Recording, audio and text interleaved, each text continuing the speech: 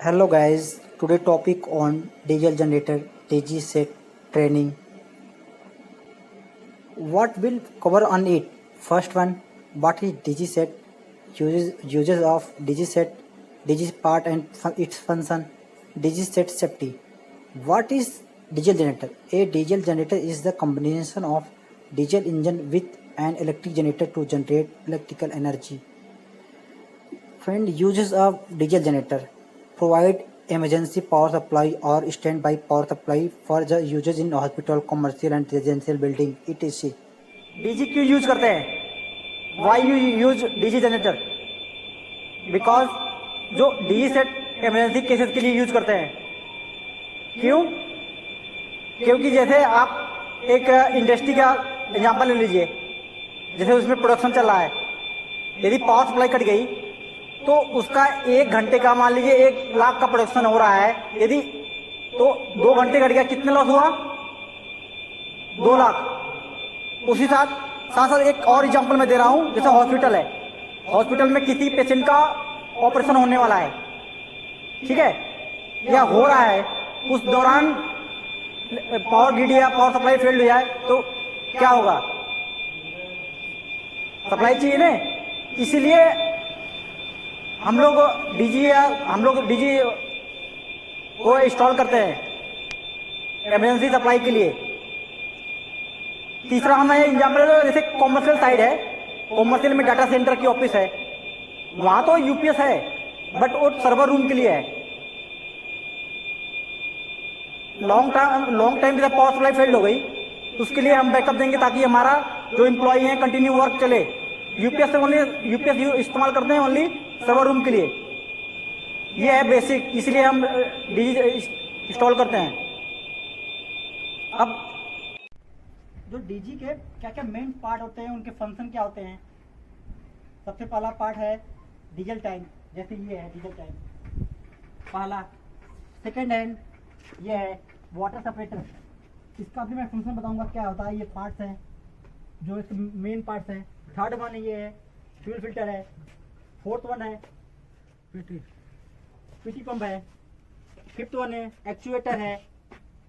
Six one है lube valve filter है. और सेवंथ वन है एयर फिल्टर. एंड उसके बाद उसी के साथ साथ वैक्यूम इंडिकेटर आ जाता है.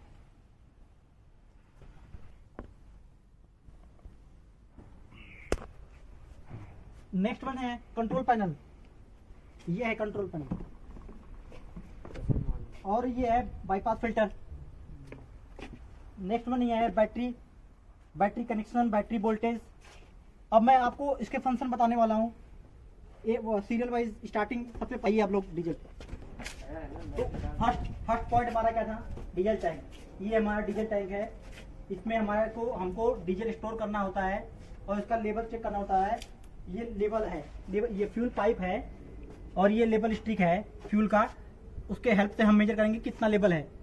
ये हमारा पहला पार्ट है. मैं अब आते हैं सेकंड पार्ट. दोबारा ये वाटर सेपरेटर है. वाटर सेपरेटर का मेन काम होता है फ्यूल में जो भी वाटर हो उसको अलग करना, सेपरेट करना. इसका क्या रीजन है, कैसे आप ये कैसे वर्क करता है? जो हमारा डीजल होता है, डीजल की ग्रेविटी कम होती है किसके कंपेरिजन में? वाटर के कंपेरिजन में. तो इसलिए वाटर नीचे होता है, डीजल ऊपर होता है. अब थर्ड पॉइंट क्या था हमारा? Fuel filter paper type filter होता है. इसकी जो लाइफ होती है, जो इसको रिप्लेस कब करते हैं? 6 मंथ, क्योंकि पेपर टाइप है, 6 महीने में इसको रिप्लेस करते हैं. ये जो भी फ्यूल में डस्ट पार्टिकल आते हैं वो स्कैन कर देता है ताकि हमारी पंप की इफिशियंसी अच्छी रहे, इंजेक्टर में कोई दिक्कत ना आए. अब फिफ्थ पॉइंट हमारा पीटी पंप के मेन काम है. पीटी पंप का फ्यूल को प्रोवाइड करना टाइमिंग के साथ, प्रेशर के साथ. टाइमिंग के साथ और प्रेशर के साथ फ्यूल को प्रोवाइड करना इंजन को. एक्चुएटर का मेन काम है, सपोज मेरा 1500 केवीए का डीजी सेट है, 1200 केवीए के लोड पे चल रहा है तो 200 लीटर पर लीटर हवर खा रहा है. यदि लोड कम आ गया, 100 केवीए लोड है तो उस कंडीशन में 50 से 60 लीटर पर हावर खाएगा। ये एक्चुएटर का काम है। अब मेरा ये है नेक्स्ट पॉइंट है lube oil filter. Lube oil filter, जो भी लूब ऑयल है तो उसमें डस्ट रेस्ट या कोई हार्मफुल पार्टिकल होते हैं उसको फिल्टर करे, उसके बाद आगे प्रोवाइड करे। अब नेक्स्ट पॉइंट हमारा है एयर फिल्टर। एयर फिल्टर है क्योंकि डीजी को चलाने के लिए एयर की जरूरत पड़ती है, इसलिए एयर फिल्टर लगाते हैं। यदि एयर में कोई भी डस्ट पार्टिकल आए उसको फिल्टर कर दे, उसके बाद प्योर एयर अंदर भेजे, उसके बाद प्योर एयर डीजी को दे हमारी ये। उसके बाद ये वैक्यूम इंडिकेटर, वैक्यूम इंडिकेटर को चेक करना होता है कि ये कभी रेड ना हो, इसका मेन काम ये है। अब हम आते हैं कंट्रोल पैनल। ये डीजी का कंट्रोल पैनल है। जो भी कंट्रोलिंग, जो भी कमांड हम अपने कंट्रोल पैनल से डीजी को देते हैं। इसमें मैनुअल बटन है, ये इसमें मैनुअल है, ये start stop circuit close circuit open. इसमें ये जो पैरामीटर है, क्या क्या पैरामीटर होता है इसमें, एवरेज वोल्टेज है, एवरेज करंट है, टोटल KWH है, पावर फैक्टर है, फ्रीक्वेंसी है, डीजी रनिंग हावर्स है, कूलेंट टेम्परेचर है, ऑयल प्रेशर है, PCC battery voltage. Battery voltage क्या है। नेक्स्ट पॉइंट है बाईपास फिल्टर। बाईपास फिल्टर का जो इनलेट है, जो हमारा लूब ऑयल पंप होता है उससे कनेक्ट होता है और इसका आउटलेट ये जा रहा है। इसका मेन काम होता है, इन केस आप लूब ऑयल फिल्टर चोक हो गया या काम नहीं कर रहा है, उस कंडीशन में जब चोक हो गया तो लूब ऑयल मिलेगा नहीं, तो डीजी ओवर स्पीड हो जाएगा। इसलिए हम बाईपास फिल्टर लगाते हैं। जो इन केस आप लूब ऑयल फिल्टर चोक हो गया तो ये बाईपास फिल्टर के थ्रू लूब ऑयल जाता रहे, ताकि हमारा डीजी ओवर हीट ना हो, ट्रिप ना हो। अब हम आते हैं बैटरी। बैटरी का जो कनेक्शन होता है वो टाइट होना चाहिए और राइट होना चाहिए। अब नेक्स्ट पॉइंट है हमारा टर्बो चार्जर। टर्बो चार्जर का मेन काम है कि फ्रेश एयर को लेना है डीजी के अंदर और एग्जॉस्ट को बाहर करना। Thank you. जो डीजी है, डीजी की 4 सेफ्टी है। There is 4 safety of DG set. First one over speed, second one low lube oil pressure, third one high water temperature, fourth one low coolant temperature. अब मैं आता हूँ first one पे। First one है over speed. Engine over speed normally 1500 RPM होना चाहिए, ठीक है। उसको कैसे कैलकुलेट करते हैं, इसका एक फॉर्मूला है, RPM equal to 120 F/P। F जो है फ्रीक्वेंसी है, जो इंडिया का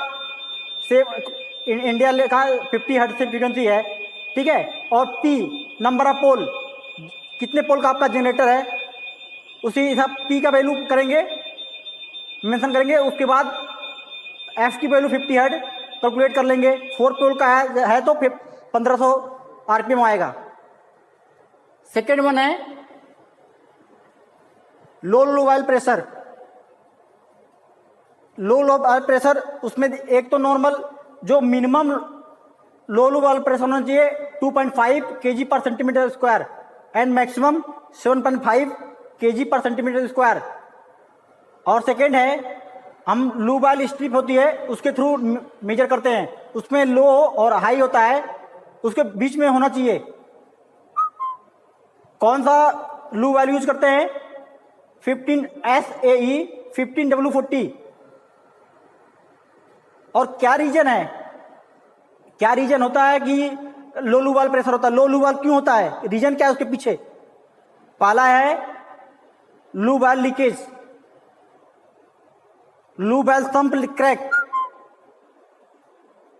या पहले से ही लूब ऑयल कम हो। अब थर्ड वन पे हम आते हैं हाई वाटर टेम्परेचर। जो डीजी का वह मिनिमम टेम्परेचर है 60 होना चाहिए एंड 90 मैक्सिमम टेम्परेचर होता है। 90 के बाद अलार्म आएगा, ट्रिप आएगा।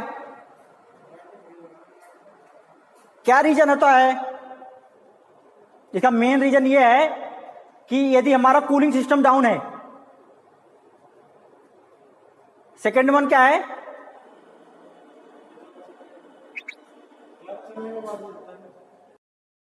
लो कूलेंट होता है उससे भी हाई वाटर टेम्परेचर होता है। क्यों? क्योंकि जब तेल कम होगा, जो जितने भी डीजी में रोटेटिंग या मूविंग पार्ट्स होते हैं उसको लू बल चाहिए। जब कम होंगे तो वही फ्रिक्शन डेवलप होगा।